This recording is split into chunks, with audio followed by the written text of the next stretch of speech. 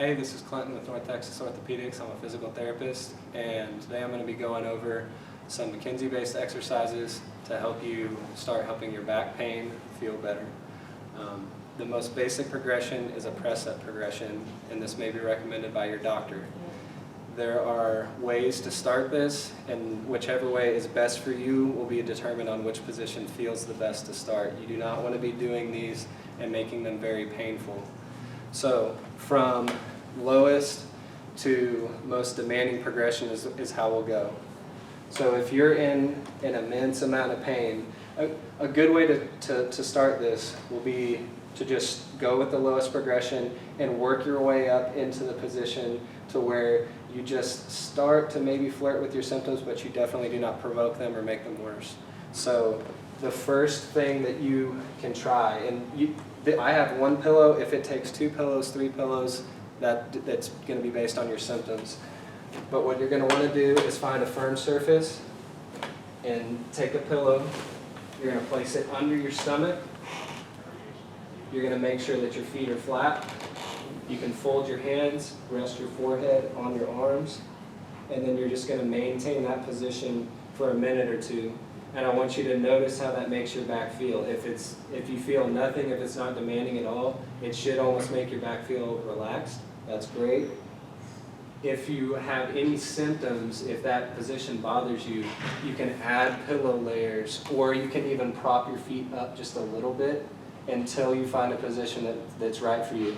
As soon as you have no issues with this position, you can try to take that pillow layer away, and you can rest just quietly on your stomach and see how that treats you.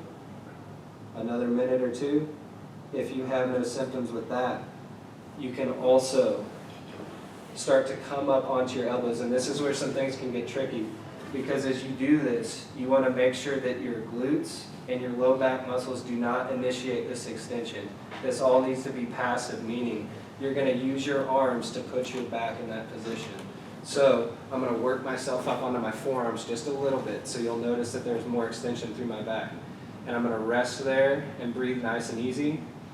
If I still have no symptoms through my back and I can maintain that for like a minute or two, then I can go ahead and try to come up into like a half full press up or so, which would look something like this.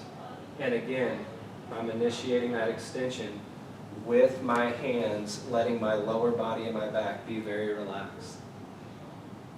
This will definitely be harder to hold for like that minute or 2 minutes, and if you need to do shorter holds with more reps, you definitely can do that.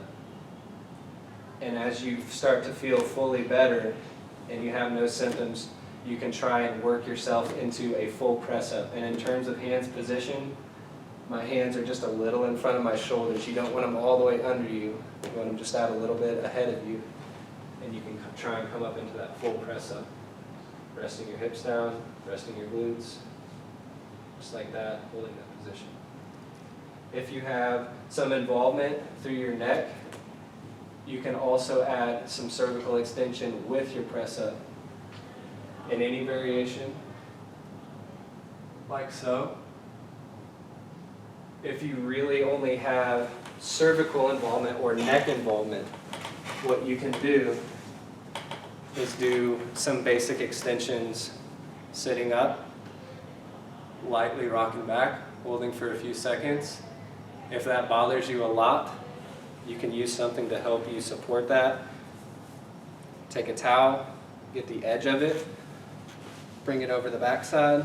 You're going to apply light pressure in kind of this plane straight forward to help give you some support, and rock back into that position. Hold for like a 5 to 10 second count. Come back, and you can do sets and reps of that. With all of these press-ups, if they feel good for you and they make your back feel a lot better and you notice extended relief after you do them, you can do them multiple times throughout the day. It doesn't just have to be a one-time-a-day kind of thing. You can do these multiple times throughout the day as you need them for symptom relief. If you have any further questions or if you need some more guidance, feel free to contact the therapist here or the doctors.